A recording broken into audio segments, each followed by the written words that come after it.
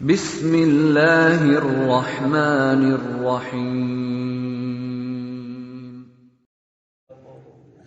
الحمدللہ رب العالمین والعاقبۃ للمتقین والصلاة والسلام علی سید الانبیاء والمرسلین، اما بعد فاعوذ باللہ من الشیطان الرجیم، بسم اللہ الرحمن الرحیم۔ فتلقى آدم من ربہ کلمات فتاب علیہ انہ هو التواب الرحیم۔ آمنت باللہ صدق اللہ مولانا العظیم وبلغنا رسولہ النبی الکریم۔ بس سکھا دیے آدم علیہ السلام کو ان کے رب کی طرف سے چند کلمات، پس ان کی توبہ قبول کی۔ بے شک وہی ذات بہت زیادہ توبہ قبول کرنے والی اور رحم فرمانے والی ہے۔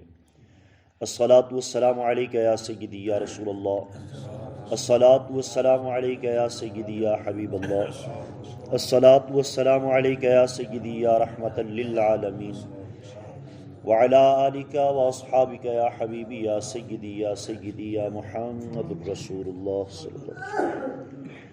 اللہ تبارک و تعالیٰ کی لا تعداد بے شمار حمد و ثنا کے بعد درود و سلام کا نذرانہ حضور تاجدار مدینہ سرور قلب و سینہ فیض گنجینہ صلی اللہ تعالیٰ علیہ وآلہ وسلم کی بارگاہ میں میرے واجب القدر بزرگ اور دوستوں نوجوان ساتھیوں، سورۃ البقرہ کی آیت نمبر 37 آپ کے سامنے تلاوت کرنے کا شرف حاصل کیا ہے۔ اس کے ضمن و ذیل میں چند ایک باتیں آپ کی گوش گزار کرنی ہیں۔ دعا ہے خالق کائنات زباں پر حق جاری فرمائے اور ہم سب کو سن کر عمل کی توفیق عطا فرمائے۔ اس آیت مقدسہ کا پچھلی آیتوں کے ساتھ بڑا گہرا تعلق ہے کہ پچھلی آیت مقدسہ میں اللہ تبارک و تعالیٰ نے حضرت آدم علیہ السلام کی اس لغزش کا ذکر فرمایا، اور اس لغزش کے بدلے جو آپ کو تکلیفیں برداشت کرنا پڑی اس کا بھی ذکر فرمایا۔ اور اس آیت مقدسہ میں اللہ تبارک و تعالیٰ نے ان کی توبہ کا ذکر فرمایا کہ ان کی توبہ اس خالق نے، اس مالک نے، اس پروردگار نے، اس رحیم نے، اس کریم نے ان کی توبہ کیسے قبول فرمائی۔ بعض کم عقل لوگ جو ہیں، بدعقیدہ یعنی عیسائی جو ہیں، بے دین، وہ کہتے ہیں کہ ہمیں توبہ کی ضرورت ہی نہیں، ہمارا جو چاہے جب چاہے ہم جو بھی گناہ کریں، جو بھی دل کرے ہم وہ کر سکتے ہیں، کیونکہ ہمیں توبہ کی ضرورت نہیں، اس وجہ سے کہ عیسیٰ علیہ السلام جو ہیں وہ صلیب پر لٹک کے ہمارا بدلہ دے گئے، لہٰذا ہمیں توبہ کی ضرورت نہیں ہے۔ بعض بد عقیدہ لوگ، بے دین لوگ جو ہیں، وہ یہ بھی، ان کا دین یہ بھی ہے، ان کی سوچ یہ بھی ہے کہ جو بھی ہم کریں گے ہر حالت میں اس کی سزا جو ہے وہ ہمیں بھگتنا پڑے گی، یعنی توبہ بعد میں قبول ہو ہی نہیں سکتی، وہ توبہ کے انکاری ہے۔ لیکن الحمدللہ ثم الحمدللہ یہ مسلمان کو اعجاز حاصل ہے، میرے آقا علیہ السلام کے غلام کو اعجاز حاصل ہے کہ تو 1000 بار بھی گناہ کر اور 1000 بار توبہ کر، اللہ تبارک و تعالیٰ کی ذات بے نیاز ذات ہے، وہ تیری توبہ قبول فرمانے والی ہے۔ رب ذوالجلال نے فرمایا فتلقى، یہ فا کا جو لفظ ہے یہ فوراً ہی کسی کام کے کرنے کو کہتے ہیں۔ اگر کوئی کام فوراً ہی ہو جائے وہاں پر فا کا لفظ استعمال ہوتا ہے، یعنی فوراً ہی ان کو القاء کیے گئے، فوراً ہی سکھا دیے گئے۔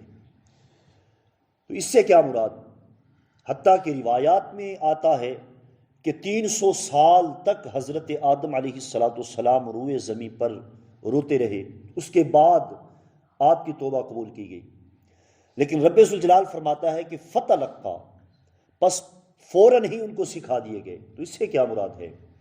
اس سے مراد یہ ہے کہ اللہ تبارک و تعالیٰ کی طرف سے یہ فوراً ہی تھا، یہاں کا 1000 سال وہاں کا ایک دن ہوتا ہے۔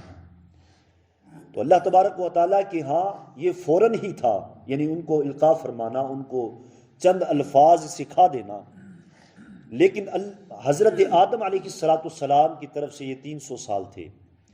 یا اس کی مثال یوں سمجھ لیجئے کہ رات ایک ہی ہوتی ہے لیکن ایک انسان کے لیے فوراً گزر جاتی ہے اور ایک انسان کے لیے وہ رات جو ہے وہ سال جیسی لمبی لگتی ہے. ایک انسان جو سو جائے اس کے لیے ایسے ہوتا ہے کہ چند ہی سیکنڈ گزرے اور میری آنکھ کھل گئی، رات گزر گئی. اور جو بندہ ساری رات جاگتا رہے اس کے لیے وہ ایک رات جو ہے وہ 100 سال کے برابر ہوتی ہے. تو اللہ تبارک و تعالیٰ نے فرمایا فتلقا، پس ان کو سکھا دیے، فوراً ان کو سکھا دیے. القاء فرمانا یعنی ملنا یا ڈال دینا، دونوں ہی معنی ہو سکتے ہیں. یعنی ان کے دل میں یہ الفاظ ڈال دیے گئے یا ان کو یہ لفظ مل گئے، دونوں ہی معنی یہاں ہو سکتے ہیں. رب ذوالجلال نے فرمایا فتلقا آدم، یہاں حضرت آدم علیہ السلام کا ذکر فرمایا، نہ کہ اما حوا کا، اس وجہ سے کہ عورت جو ہے وہ مرد کے تابع ہوتی ہے. عورت مرد کے تابع ہوتی ہے. یہ الفاظ جو ہیں القاء دونوں کو فرمائے گئے، حضرت آدم و حوا دونوں کو ہی یہ الفاظ سکھائے گئے. توبہ دونوں کی قبول ہوئی لیکن ذکر صرف حضرت آدم کا ہوا. رب ذوالجلال نے فرمایا فتلقا آدم من ربہ، ان کے رب کی طرف سے، کیونکہ رب ذوالجلال کی ذات بڑی غفور الرحیم ہے. یہ الفاظ جو سکھائے ہیں یہ ان کے رب کی طرف سے سکھائے گئے ہیں، یا تو بطور الہام یعنی ان کے دل میں یہ الفاظ آ گئے، ڈال دیے گئے، یا بطور وحی. اگر بطور الہام ہے تو پھر دونوں کو الہام ہوا، اگر بطور وحی ہے تو پھر حضرت آدم علیہ السلام کو پہلے حضرت جبرائیل کے ذریعے یہ الفاظ سکھائے گئے اور اس کے بعد حضرت آدم علیہ السلام کے توسل سے حضرت اما حوا کو یہ الفاظ سکھائے گئے. واللہ اعلم ورسولہ اعلم. رب ذوالجلال نے فرمایا من ربہ کلمات، کلمات کلمے کی جمع ہے، یعنی ایک لفظ نہیں بلکہ بہت سارے الفاظ، دعائیہ الفاظ حضرت آدم علیہ السلام کو سکھائے گئے. یہاں ایک روایت ملتی ہے حضرت جس کے راوی ہیں حضرت عمر فاروق رضی اللہ تعالیٰ عنہ اور حضرت علی المرتضیٰ شیر خدا رضی اللہ تعالیٰ عنہ. آپ اس حدیث مبارکہ کی روایت ہیں، راوی ہیں کہ حضور علیہ السلام نے فرمایا کہ جب حضرت آدم علیہ السلام کی آہ و بقا انتہا کو پہنچ گئی تو پھر اچانک ان کے دل میں خیال آیا کہ جب مجھے پیدا کیا گیا تھا تو پھر عرش کے ایک پائے پہ میں نے دیکھا تھا کہ اللہ کے نام کے ساتھ ایک اور ذات کا بھی نام لکھا ہے جس کا نام ہے ذات محمد صلی اللہ علیہ وسلم. تو آپ فرماتے ہیں کہ حضور علیہ السلام نے فرمایا کہ حضرت آدم علیہ السلام نے میرے نام کا وسیلہ ڈال کر کہ یا الہ العالمین، وہ جو ہستی، وہ جو عظمتوں کی حامل، جس کو اتنی برتری حاصل ہے، جس کو اتنی بلندی حاصل ہے کہ اس کا نام تیرے نام کے ساتھ لکھا ہے، مولا اس ذات کے صدقے میری توبہ قبول فرما لے. اللہ تبارک و تعالیٰ نے فرمایا اے آدم تو نے وہ نام کہاں سے سیکھا؟ عرض کی مولا میں نے عرش پر اس تیرے نام کے ساتھ اس ذات کا نام لکھا ہوا دیکھا تھا. تو اللہ تبارک و تعالیٰ نے فرمایا اے آدم تیری توبہ قبول کر لی گئی. روایات میں آتا ہے، تفسیر عزیزی والوں نے بھی یہ تحریر فرمایا ہے کہ حضرت آدم علیہ السلام 300 سال تک مارے شرم کے آپ نے آسمان کی طرف سر نہ اٹھایا، آسمان کی طرف مارے شرم کے سر نہ اٹھایا اور 300 سال تک متواتر روتے رہے. یاد رکھیے کہ 5 اشخاص ہیں جو بہت زیادہ روئے ہیں، جن کا رونا روئے زمین پر ایک مثال قائم کر گیا. حضرت آدم علیہ السلام اور حضرت یعقوب علیہ السلام اپنے فرزند اپنے بیٹے کی جدائی میں، حضرت یحییٰ علیہ السلام اللہ تبارک و تعالیٰ کے خوف میں، اور حضرت سیدہ بی بی فاطمہ الزہرا رضی اللہ تعالیٰ عنہ اپنے ابا جان کی جدائی میں آپ کے وصال کے بعد، اور حضرت امام زین العابدین رضی اللہ تعالیٰ عنہ میدان کربلا کے بعد اتنا روئے. یہ 5 اشخاص ہیں جن میں سے سب سے زیادہ جو ہے وہ رونا حضرت آدم علیہ السلام کا ہے. روایات میں آتا ہے کہ حضرت آدم علیہ السلام اتنا روئے کہ حضرت جبرائیل علیہ السلام جو کہ معصوم ہیں ان کو بھی رونا آ گیا. عرض کی مولا تیرا یہ بندہ اتنا رو رہا ہے، تیرا یہ پیارا اتنا رو رہا ہے، مولا میری سفارش ہے، میں سفارش کرتا ہوں اس کی توبہ قبول فرما لے. حضرت جبرائیل علیہ السلام سفارش کر رہے ہیں. اتنا روئے کہ روئے زمین جو ہے، ایک روایت میں آتا ہے کہ پرندے جو ہیں نا، پرندے آپ روتے تھے تو نہریں جاری ہو گئی آپ کی آنکھوں کے پانی کی.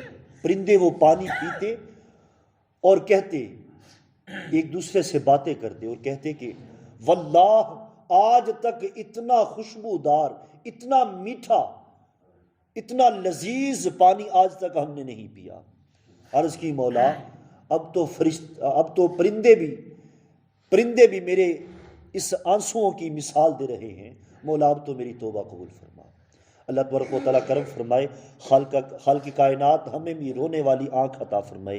اللہ تبارک و تعالیٰ رب ذوالجلال نے فرمایا فتاب علیہ، تو پس توبہ قبول کی. انہو بے شک وہ، یعنی اللہ کی ذات، هو التواب الرحیم، وہ توبہ قبول فرمانے والی اور رحم فرمانے والی ہے. یہاں 2 صفات اللہ تبارک و تعالیٰ کی ذکر ہوئی ہیں. ایک تو توبہ قبول فرمانے والی، یعنی تواب ایسی ذات ہے کہ جب بھی انسان گناہ کرے گا اس پر نادم ہو کر، اس پر شرمندہ ہو کر، بارگاہ عزی میں آ کر تو پکی توبہ کر لے. یاد رکھو کہ توبہ جو ہے اس کی بھی اقسام ہے. چند ایک مثال میں عرض کر دوں. توبہ اگر تو حقوق میں توبہ ہے، یعنی مثال کے طور پر ایک انسان کی نماز قضا ہو گئی، وہ اب توبہ کر رہا ہے لیکن وہ قضا نماز اس نے پوری نہ کی، اس نے دوبارہ پڑھی نہ، تو پھر اس کی توبہ قبول نہیں ہے. اس کے لیے حکم کیا ہے کہ پہلے وہ اپنی اس قضا نماز کو پورا کرے، اس کے بعد توبہ کرے کہ مولا میں نے جو یہ ڈھیل کر دی، یہ جو میں نے غلطی کر دی، مولا اس پہ میری توبہ قبول فرما لے. اگر حقوق العباد ہے، یعنی کسی کا قرضہ دینا ہے، کسی کا حق مارا ہے، کسی کا قرضہ اپنے خرچ کر کے اس کے بعد آ کے توبہ کرتا رہے، اس کا قرضہ واپس نہ دیا تو اس کی توبہ قبول نہیں ہے. اس کے لیے حکم ہے کہ پہلے وہ قرضہ ادا کرے، اس کے بعد آ کے توبہ کرے، پھر اس کی توبہ قبول ہوگی.